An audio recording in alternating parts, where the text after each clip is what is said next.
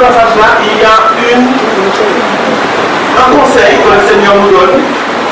Et c'est ce conseil que j'aimerais en quelque sorte développer, que j'aimerais m'entretenir avec vous avec ce conseil-là, d'accord? Et le Seigneur dit à son peuple, à ses disciples, à tous ceux qui l'aiment, il donne cette mise en garde, il leur dit simplement, souvenez-vous de la femme de l'eau. Souvenez-vous de la femme de l'eau. À 10 ans, je ferai ça. À 18 ans, je ferai ça. À 20 ans, je ferai ça. À 25 ans, je ferai ça. Alors, on planifie des choses vraiment d'une manière, d'accord, très précise. Je ferai ça, là. Nous faisons des plans, c'est bien. Mais n'oublions pas une chose de très importante, c'est que Jésus revient. Est-ce que nous sommes d'accord à ça? Nous devons faire des plans, c'est extraordinaire. Il faut faire des plans. On ne peut pas vivre dans l'oisiveté, on ne peut pas vivre au hasard, d'accord, et que bien on va comme ça, et là où la vague va nous amener, on ira. Un chrétien ne vit pas comme ça, c'est normal. Nous devons faire des plans. Mais n'oublions pas que Jésus revient bientôt. Donc, en faisant mes plans, je fais mes plans en tenant compte du retour imminent de notre Seigneur Jésus. Et qui me dit que Jésus revient bientôt? C'est parce que je suis un étudiant de la Bible. Et parce que lorsque j'étudie les prophéties et que les signes que le Seigneur m'a montrés, d'accord, je sais que ces prophéties sont en train de se réaliser tous. Toutes les prophéties sont en train de se réaliser. Et que Jésus revient, vous n'avez pas dit, mais Jésus revient bientôt. Il est à la porte. Jésus est à la porte.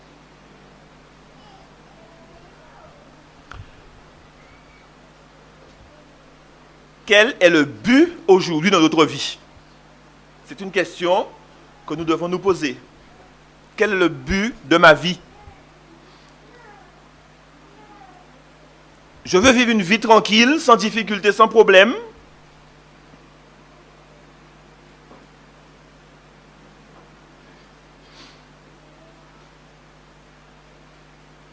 Est-ce que c'est ça le but de ma vie? Il y a des gens, il y a des... Non, je parle pour nous qui sommes là. Hein.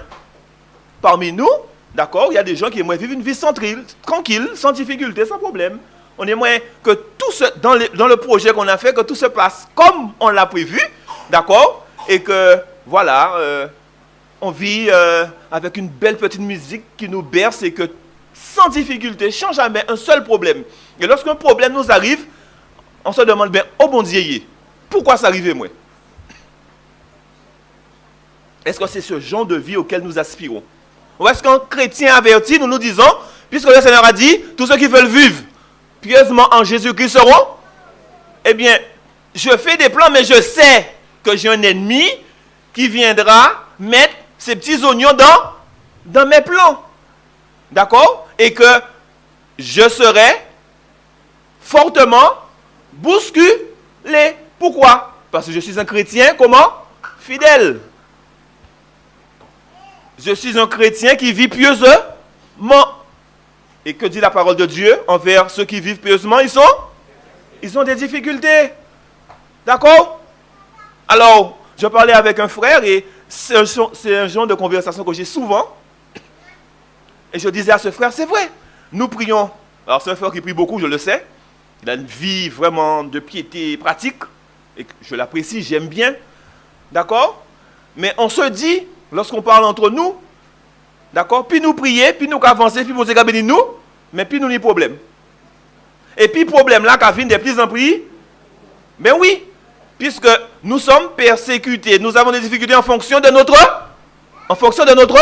foi. Est-ce qu'on comprend ça? En fonction de ma foi, je suis un problème, en fonction de ma foi. Alors si vous n'avez pas de problème, faites pas en dire que vous n'avez pas de foi, mais en dire que vous avez une petite foi. Est-ce qu'on mentit si on dit ça? Peut-être qu'on mentit. Mais en fin de compte, on doit se poser des questions. Mais si on a le problème, d'accord? Alors, il faut louer bon Dieu. Et faire dire bon Dieu, merci. Parce que quoi, moi, on l'eau? Quoi, moi, on l'eau foi? Bon Dieu, moi, on l'eau foi.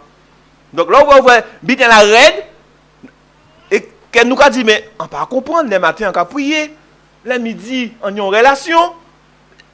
On ne peut pas rien coucher sans prier. Hein? Je suis toujours dans un mouvement spirituel. Et pourtant, bitin n'a pas caillou. Mais c'est bitin la caillou. C'est caillou bitin la caillou. Bitin la caillou. Parce que plus ou fort, plus ou keni. Plus bon Dieu kabaou, plus ou keni. Ça c'est le combat spirituel. Donc, tu es de plus en plus fort, mais l'ennemi est là. D'accord? Parce que lui, il veut ton âme. Donc, s'il veut ton âme, bien, il te persécute de plus en plus. C'est ça, la lutte. C'est ça le combat spirituel. Ça, c'est le combat spirituel. D'accord?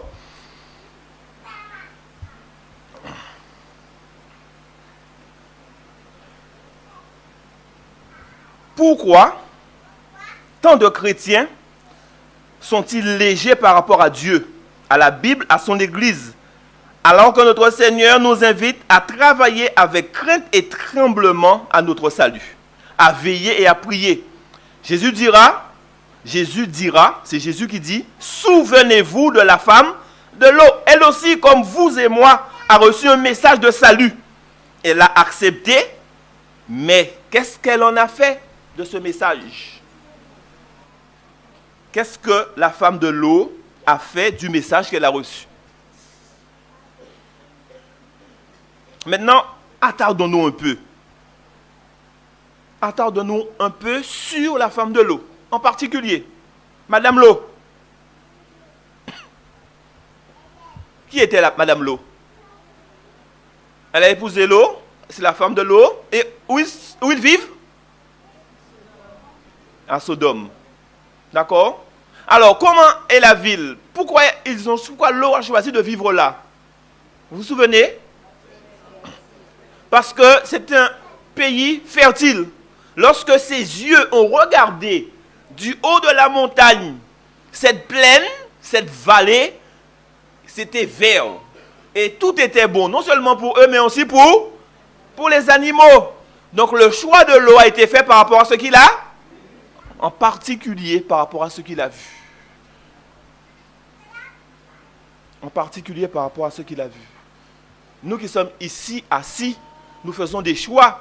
Et nos choix sont importants. Parce que dans la vie de l'eau et de sa famille, tous les choix qu'ils ont faits ont eu des conséquences. On parle de la femme de l'eau, mais il n'y a pas que la femme de l'eau. Les enfants de l'eau. Même l'eau lui-même.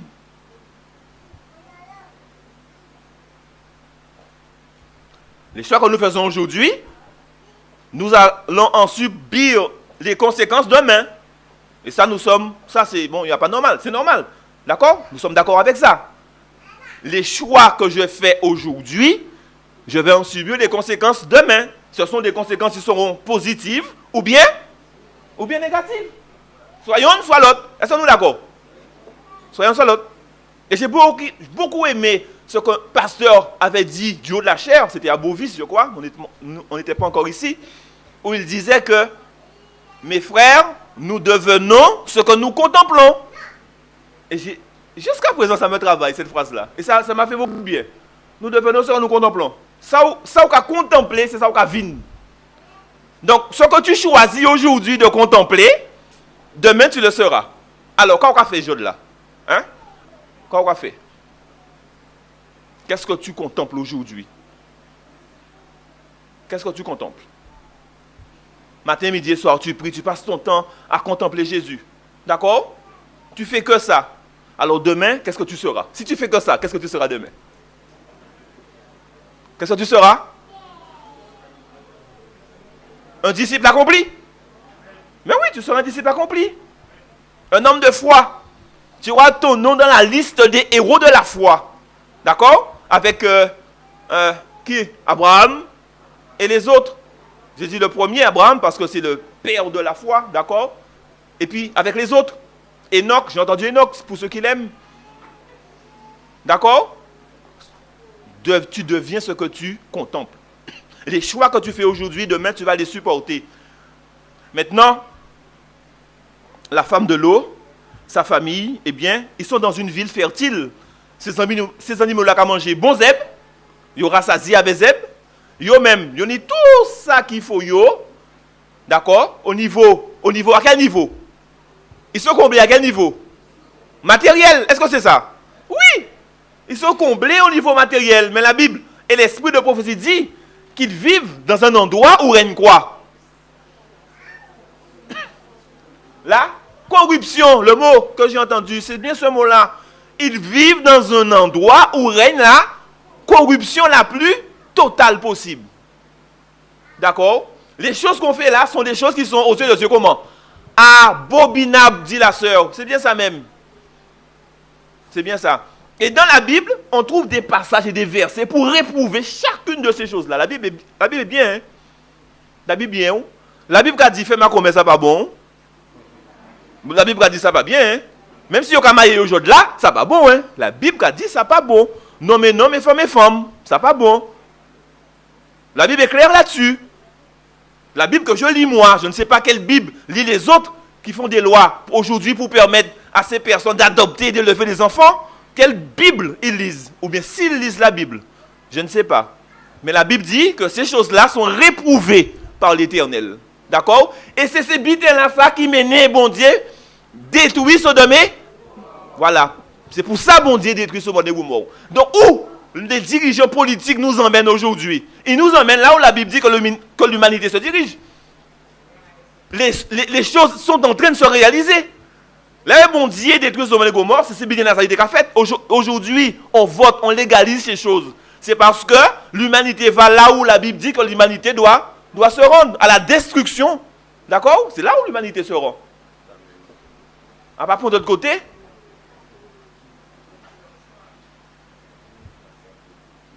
ce sera comme au temps de Noé. Les hommes faisaient quoi? Ils mangeaient, ils buvaient, faisaient ce qu'ils voulaient. Ils faisaient ce qu'ils voulaient. Mais le Seigneur ne laisse pas ses enfants, d'accord, sans instruction.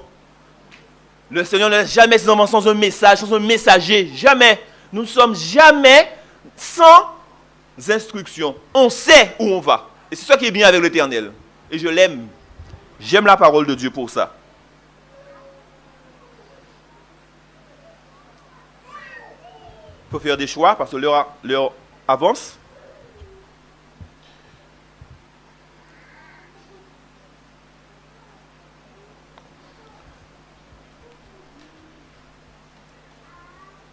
Vous pouvez entendre le message de l'Évangile, faire de votre mieux pour échapper à la destruction de ce monde.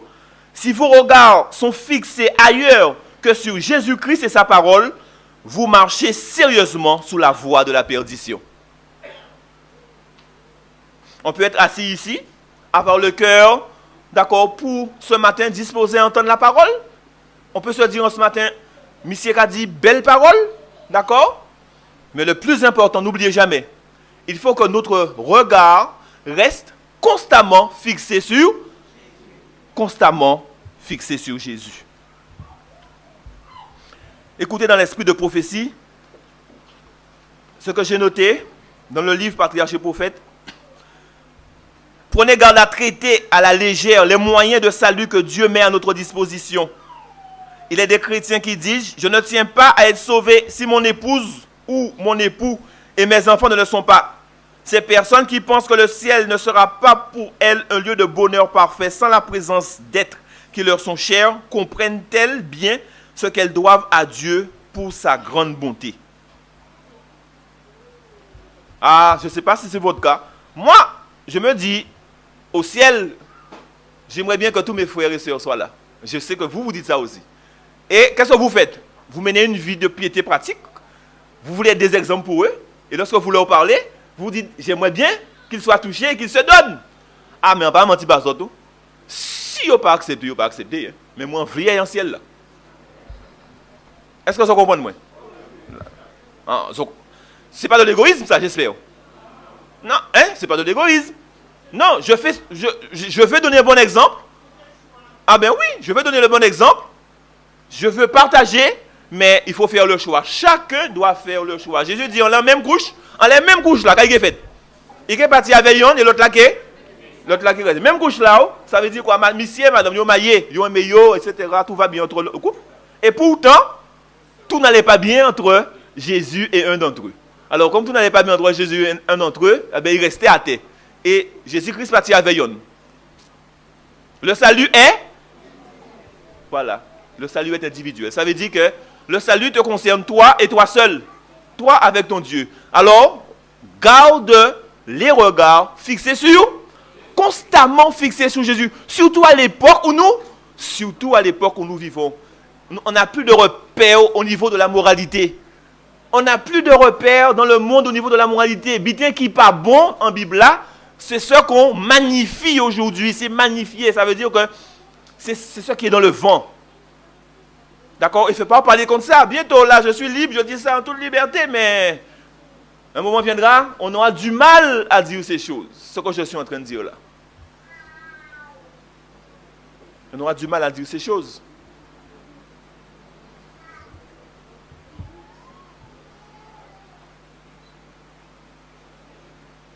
Mes amis, les pécheurs que nous sommes ne sont pas condamnés à cause du nombre de péchés, mais à cause de la nature du péché.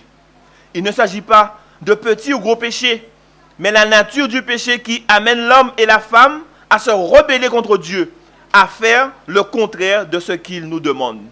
Peu importe le nombre. Le péché fait quoi? Le péché me sépare de Dieu, mais une séparation entre Dieu et nous. D'accord?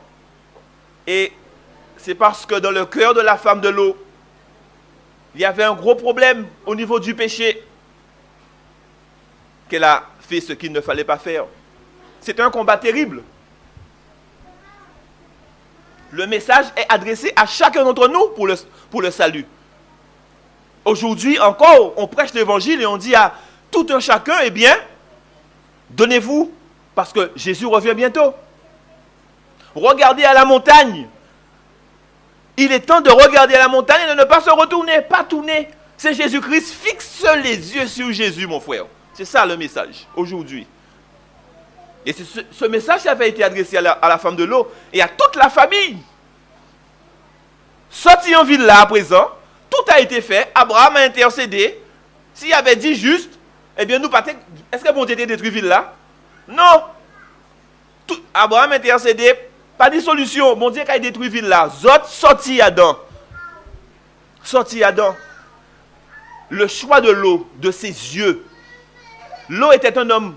Il priait. La Bible nous dit qu'il priait. Il allait à la porte de la ville, nous dit la Bible, et il passait du temps à prier. On peut dire que c'est un homme pieux, c'est Lot. Mais il avait choisi un endroit pour élever ses enfants au milieu de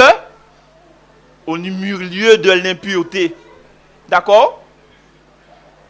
Hélène Mann nous dit, dans les temps où nous vivons, si nous pouvons, enfin je dis entre guillemets, si nous pouvons, hein, mais tout le temps nous payer, sortir dans ces grandes villes-là, et aille vivre en campagne, aille vivre dans des côtés où Timoun Azot, qui n'y moins pression, d'accord, à monde là, où nos enfants ont moins la pression du monde. Ça, l'ennemi est puissant. L'ennemi a mis Internet dans toutes les maisons. Dans toutes les maisons, il a mis Internet. Alors aujourd'hui, Internet, c'est quoi? C'est faire un choix. Lorsque je suis devant Internet, je fais un choix. Qu'est-ce que je regarde sur Internet? Je choisis. D'accord? Alors, je vais taper, je vais regarder les choses spirituelles. Enfin, il y a plein de choses. Quand je fais un message, moi, je vais me documenter sur Internet pour avoir des idées. C'est normal. Je ne peux pas avoir Internet et puis pas le faire. D'accord? Mais lorsqu'on est devant Internet, eh bien, pendant devant Internet, on va en publicité contraire qui vient en Internet là. Ça veut dire, si vous cliquez là, pourquoi entrer en contact avec un bitin qui est impur, totalement, Sodome et Gomorrhe. Je suis sur une page spirituelle, mais j'ai une publicité de Sodome et Gomorrhe qui est venue là comme ça. Si vous cliquez, vous avez en plein. Alors tu as toutes sortes de photos en plein. Hein? Ça aussi c'est Internet. Donc, il faut faire un choix à ce moment-là. Est-ce que tu regardes Sodome et Gomorrhe sur Internet? Ou bien, est-ce que tu te documentes, tu regardes ce qui, d'accord, honore notre Seigneur.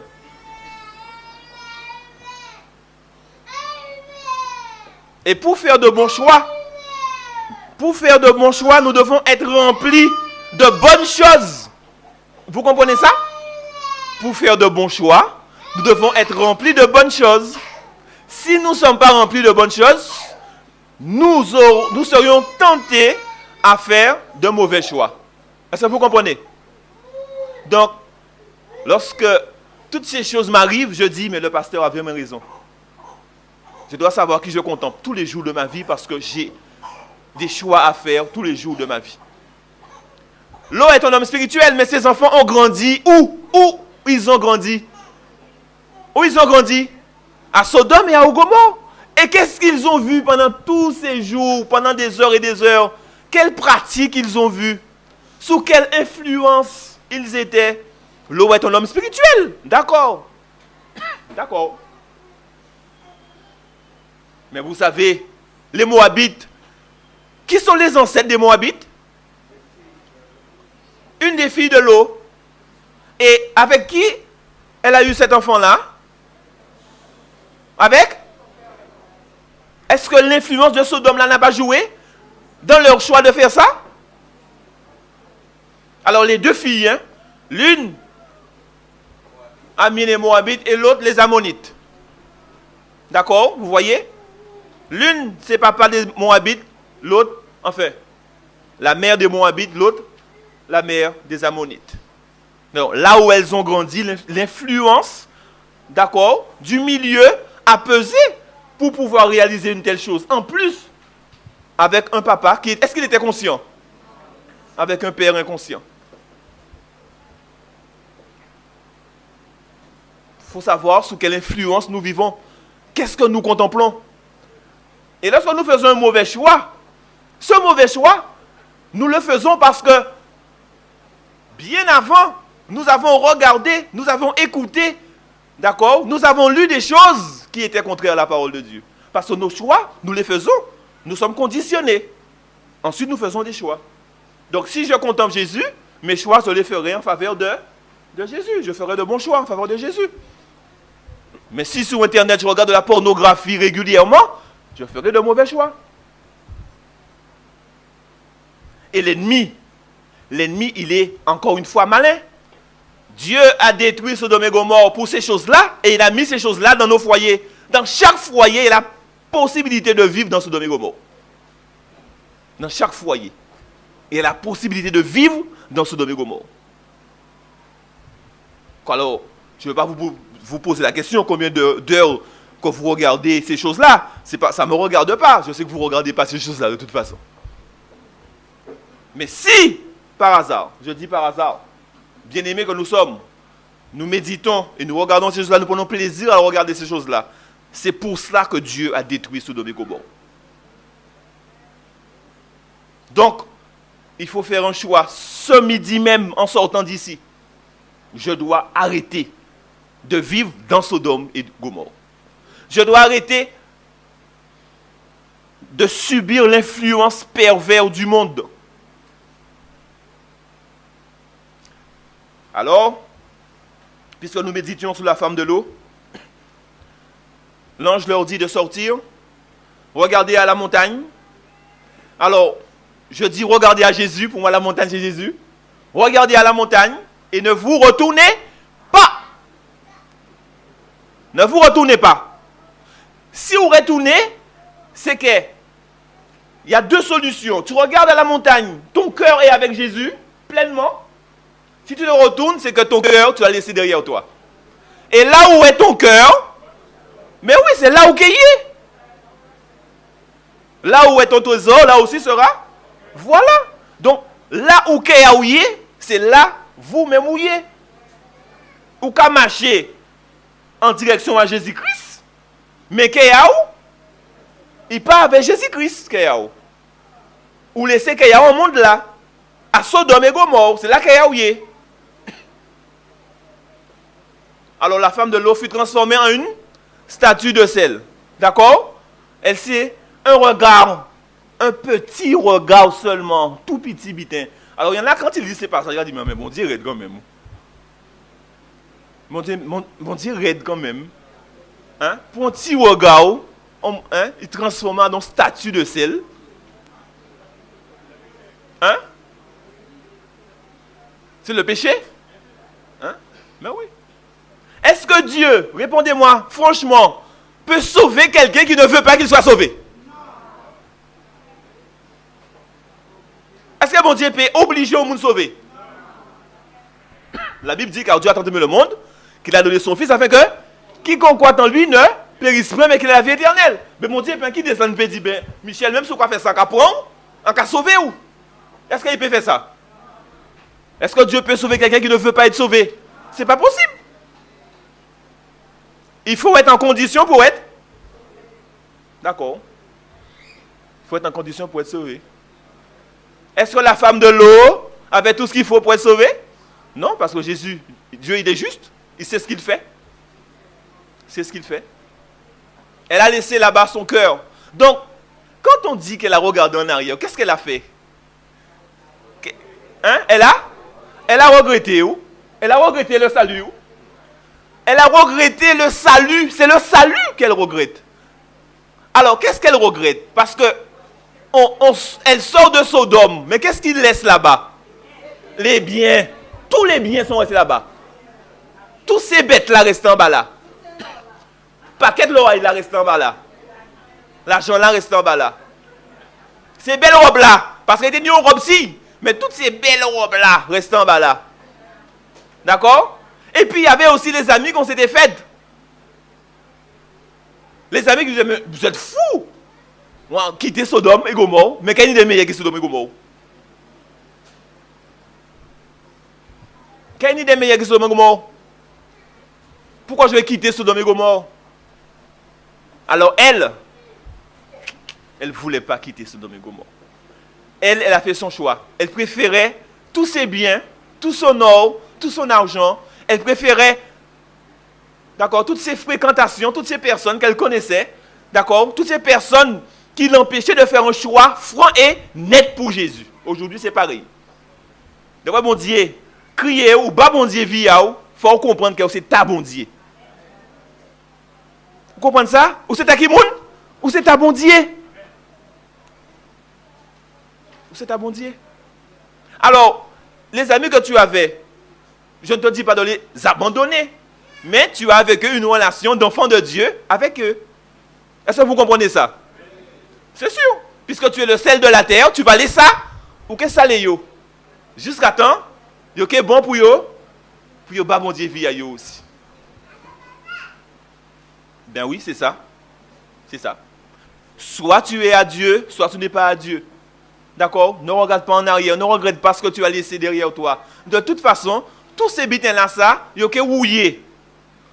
Et un jour, dit fait que prend. Et les dit fait que prend, qu'il y a plein d'argent là, oui. Mais pour nous payer l'argent, tout le monde a cherché, mais montagne rocher tomber sur moi. C'est ce qu'il a dit, hein? Ce jour-là, où on dira montagne rocher tomber sur moi, là, il y a plein d'argent là, oui, même. Et pour nous payer ramasser l'argent là, ça.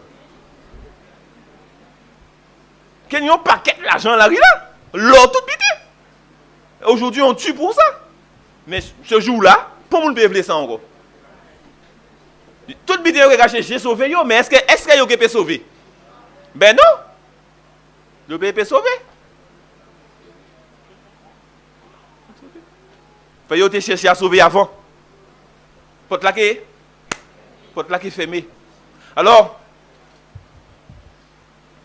il faut que nous puissions considérer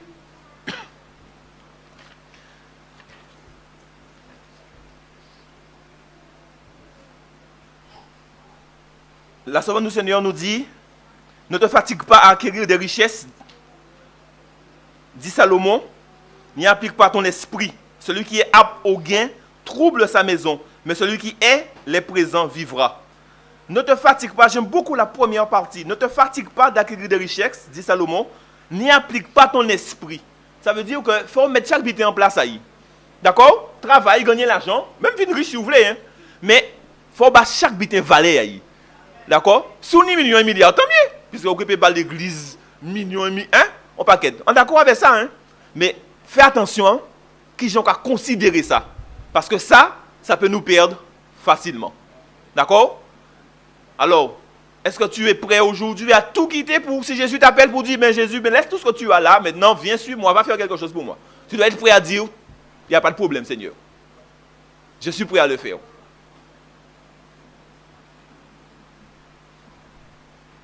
Je suis prêt à le faire. La femme de l'eau, Jésus, dans sa parole, nous dit, souviens-toi de la femme de l'eau. Souviens-toi de son attitude. Souviens-toi de ses priorités. Souviens-toi de ses choix. Si tu veux aujourd'hui, toi, ne pas être comme la femme de l'eau, c'est-à-dire perdre le salut.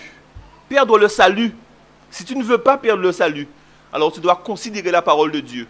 Considère la parole de Dieu. Chacun de vous ici présent, méditez là-dessus. Considérez la parole de Dieu. Dites-vous, qu'est-ce que le monde a dans ma vie? La parole, d'accord? Quand il y a une vie qui a fait partir au monde, et bats-toi pour chasser ça de ta vie. Parce que Jésus veut la première place. Mais Jésus veut aussi toute la place. C'est vrai, hein? Parce que quand on dit la première place, peut-être qu'il y a une deuxième place. Pas ni deuxième place. Jésus veut toute la place.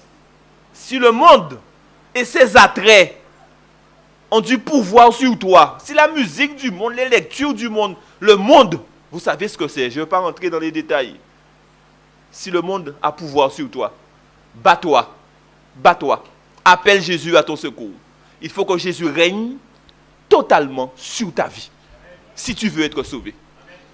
Personne ici ne sera transformé en statue de sel, parce que nous avons la parole de Dieu et nous la considérons, et Jésus va nous sauver tous. Que Dieu vous bénisse.